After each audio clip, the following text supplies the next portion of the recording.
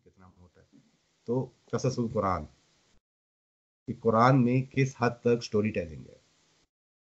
बुनियादी तौर पे मैं ये हाईलाइट करना चाह रहा, आज की बात मेरी बस इतनी करना चाह रहा था कि कुरान को एंगेज करने के लिए उसमें बहुत स्टोरी टेलिंग और अगर और ज्यादा एक्सेसिबल है। अच्छा, अब दूसरा सवाल उस पर, अगर ये बात इतना पॉइंट क्लियर है, मैंने कहा कि मुख्तलिफ जॉनर्स हैं जिस भी लेवल पे स्पीच, अगर पोइट्री कहेंगे तो पोइट्री है, अगर विजडम है, विजडम लिटरेचर है तो विजडम लिटरेचर है, जिस जॉनरा को आप इन्वोक करेंगे। अगर आप कहेंगे कि अच्छा स्टोरी टेलिंग, हाँ जी बहुत ज़्यादा स्टोरी टेलिंग भी होती है, स्टोरी टेलिंग, तो स्टोरी टेलिंग पे आ गई। अगर स्टोरी टेलिंग पे आए तो ये दिखाना मकसूद था कि इनएविटेबल है, अगर आप कुरान को इंगेज कर रहे हैं तो वो पॉइंट, कहानियां उसके अंदर भी मौजूद है और कहानी के पीछे कहानी है, सर्टन कॉन्टेक्स्ट अस्यूम करें।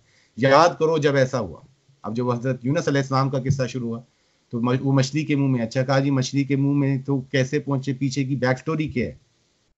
ये कहानी अचानक शुरू हो रही है कि वो मछली के मुंह में है, बैक स्टोरी क्या है इसकी। तो उस बैक स्टोरी की तलाश में जॉनरास निकले हैं इस तरह के क़िससुल अंबिया, वो समझने की, वो एक लेवल पे वो एक्सटेंशन बनता है कुरान की। तो इसी तरह से ये अब एक मेरा पॉइंट है कि स्टोरी टेलिंग जो कुरान में है उसने अपनी एक लाइफ है। जिस तरह लेटर्स में आए, आपको शायद अभी तो मेरे पास उसकी मिसाल नहीं, आपने देखे होंगे लोगों के घरों में लगे होते हैं ये जो हरूफ मुकद्दयात हैं, काफ सौद और उसके कॉम्बिनेशन हैं, और वो लोगों ने कई दफ़ा अपनी डाला भी होता है, तावीज़ बना होता है, कई दफ़ा दीवारों पे लगा होता है। तो कुरान के अंदर से यही जो स्पीच की डिमेंशंस हैं उसमें स्टोरी टेलिंग ने अपनी लाइफ खड़ी की है। अब यूसुफ जुलेखा का दास्तान आप सबने शायद सुनी होगी, वो मौलवी क्या उनका नाम है, इसलिए आपको याद है जो पंजाब में मशहूर यूसुफ जुलेखा की दास्तान है जो पंजाबी में है, वो उनका राइटर कौन है, मौलवी हाफिज बरखुरदार है शायद। हाफिज बरखुरदार, बिल्कुल शायद शायद शायद हाफिज बरखुरदार, मेरा नहीं ख्याल है, कोई और मौलवी, कई लोग हैं, खैर कई लोग कई लोग, मौलवी फैज या क्यों नाम मेरे ऐसा दिन। अच्छा, उसके पीछे जामी हैं जिन्होंने 15 सेंचुरी बनते हैं जामी, उन्होंने पूरी यूसुफ एंड जुलेखा कहानी, अब कुरान के अंदर वो कहानी है यूसुफ जुलेखा की दास्तान पर से नहीं है, लेकिन जब उसको एक्सप्लोर किया गया है तो फर्दर चीजें निकली हैं। लिटरेचर ये कुरान से इंस्पायर्ड है और कुरान से रिलेटेड है, और सारी बात उसमें जो भी है लिटरेरी इमेजिनेशन है, ये है वो है, और डिटेल्स ऐड हुई और डिटेल्स कहाँ से हैं ये सब कुछ देखा जा सकता है। लेकिन ये है कि उसका एक कुरान से कनेक्शन पीछे इन कहानियों का है। तो कुरान की स्टडी के अंदर से क़िससुल अंबिया निकला है, तो ये है कि इसको जॉनरा उसके अंदर से निकल रहा है।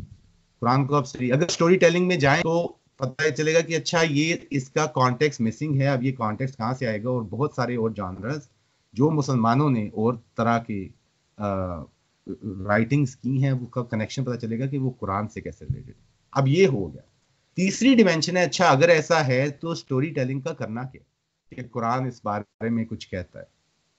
तो दो तीन जगहों पे, और मैं इसके बाद डायरेक्टली मैं चाह रहा था थोड़ा डिफरेंट एक्सरसाइज मैंने थी लोगों का कुरान ने, कि एक आप स्टोरी को ज़रा पढ़ें और देखें कि डिफरेंट एक्सपीरियंस है, क्योंकि जनरली जब लोग कुरान की बात करें तो स्टोरी, उसके कुरानिक स्टोरीज का जिक्र कम मिलता है सुनने में, ज़्यादा बात अहकाम की होती है या कमेंडमेंट्स की होती है। फॉर दैट मैटर कुरान की जो मेटाफिजिक्स है या कॉस्मोलॉजी, में ख्याल इतना कोर्स हो चुका है कि आपको ये दिखाई दिया होगा कि कुरानिक मेटाफिजिक्स और कॉस्मोलॉजी पे ज़्यादा बात नहीं होती। ये सात असमा भी है, वो क्या मतलब हुआ भाई, क्या कह रहे हैं आप।